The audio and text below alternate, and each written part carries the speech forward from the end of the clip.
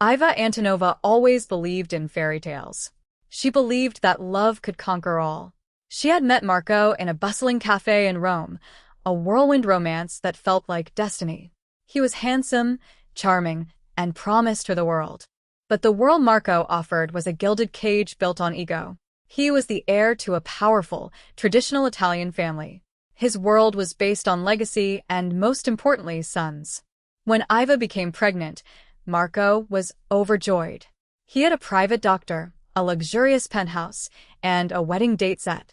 Everything was perfect, until the day of the birth. The door slammed shut. Iva, still weak, looked up to see Marco's face contorted with a fury she had never seen before. "You have brought shame to my family," he spat, his voice dripping with venom. "A girl. A worthless girl." Iva clutched her newborn, tears streaming down her face. "Marco, please. She is our daughter. She is a miracle." "A miracle?" he scoffed. "A miracle would have been a son. A continuation of the bloodline. This is a curse." He threw a manila envelope onto the bed. "Papers. Sign them. You forfeit all rights. You get nothing. Your name is nothing. I want you to disappear." He didn't even look at the baby. He just walked out, his expensive shoes echoing down the sterile hallway. With her savings drained by Marco's lawyers and her family too far away to reach, Iva had nothing. She had no money, no friends in America, and no hope. The hospital, seeing she was unable to pay, discharged her right into the middle of the worst blizzard New York had seen in years. With her daughter swaddled in a thin hospital blanket, she walked out into the storm. She was cold, hungry, and utterly broken. She sat down on the icy steps of the hospital entrance, the snow piling up around her, clinging to the only warmth she had left, her daughter. "This is it," she whispered to the baby. "I don't know where to go. I have nowhere to go." She held the baby close, trying to shield her from the biting wind. She was ready to give up. The world had taken everything. She felt a tear freeze on her cheek. Suddenly, a black Rolls-Royce with darkened windows pulled up to the curb directly in front of her. It had been idling nearby for the last few minutes, watching. The man inside the car was Nicholas Moreau. To the city, he was a ghost, a myth. He was the head of the most powerful crime syndicate in the underworld. He had survived 40 years of betrayal, violence, and bloodshed. He was a king who ruled with an iron fist, and he had been alone since the day he was born. Nicholas hated the cold. He hated the snow. But tonight, he had been drawn to this street for reasons he couldn't explain. His driver had pointed out the young woman on the steps. "There is no one coming for her, Mr. Moreau," the driver had said. Nicholas watched the woman shiver. He saw the desperate way she held the bundle in her arms. He saw the light in her eyes dying. He saw something he recognized, the look of someone who had been abandoned.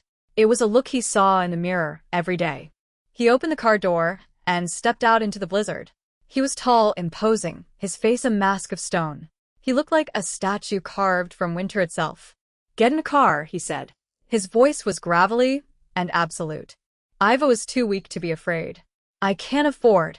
I have no money." "I didn't ask for money," he snapped, but his eyes softened for just a second as they flicked to the baby. "Get in. Now." "The child is freezing." It wasn't a request. It was a command. And for the first time, someone was telling Iva exactly what to do, and it wasn't to abandon her daughter. He took them to his penthouse, a fortress of steel and glass overlooking the city. He gave them a room and ordered his staff to bring clothes and food. He told himself it was just shelter, just charity. He would protect them for the night, and then send them on their way. He had no room for attachments. But the next day, when he passed the room, he heard a sound he hadn't heard in decades, a baby's laugh. He peered in through the crack in the door. For the first time in 40 years, something cracked inside Nicholas Moreau. He felt a warmth spread through his chest, and it had nothing to do with the fireplace. He saw a family, a real family. He walked in, and for the first time, he didn't look like a mafia boss. He looked like a man. "Her name is Elena," Iva said softly, noticing his presence. Nicholas looked at the baby. The baby looked back at him with big, curious eyes. She gurgled and reached out a tiny fist towards him. Without thinking, he reached out a single, scarred finger and let her grasp it. Her grip was tiny, fragile, but strong. Weeks turned into months. Nicholas found himself coming home earlier and earlier. He canceled meetings. He had a nursery built. He spent his nights reading bedtime stories in his gruff voice. He taught Iva how to trust again, and she taught him how to laugh. He was still the most feared man in New York. But in the penthouse, he was just Daddy Nico to little Elena, who had no idea her father was a king of the underworld. Then, the day came when Nicholas looked at Iva, holding Elena, and realized something profound. He wasn't just protecting them anymore. He was home. He had spent 40 years building a criminal empire, but what he was building in this penthouse was a legacy that mattered. Iva, he said one night, his voice unusually gentle, you and Elena are not guests. You are not a project. You are my family, and I intend to keep you safe forever. Iva looked at him, the man who had found her in the snow, the man who had loved her daughter when her own father had abandoned them. She realized that she had found the strongest man in the city, and he had the softest heart for them. A month later, the peace was shattered. Iva is in the living room playing with a toddler-sized Elena, who is now walking. Nicholas walks in, loosening his tie.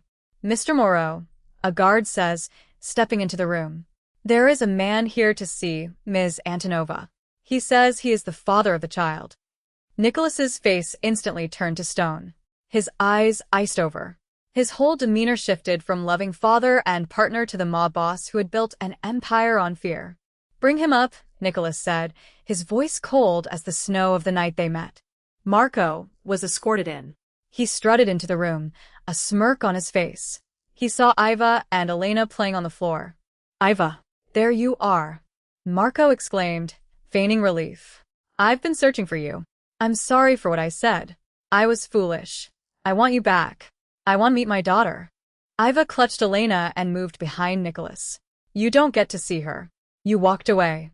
Marco scoffed. Don't be dramatic. A man can make a mistake. Now, let's go. Get your things. This man, whoever he is, Marco gestured dismissively at Nicholas, has no right to keep my family from me. Nicholas took a step forward. The temperature in the room dropped. Marco looked at Nicholas, irritation in his eyes. Who the hell are you? Her bodyguard? Nicholas smiled, but it didn't reach his eyes. It was a terrifying smile, cold and predatory. He walked towards Marco, his presence immense, suffocating.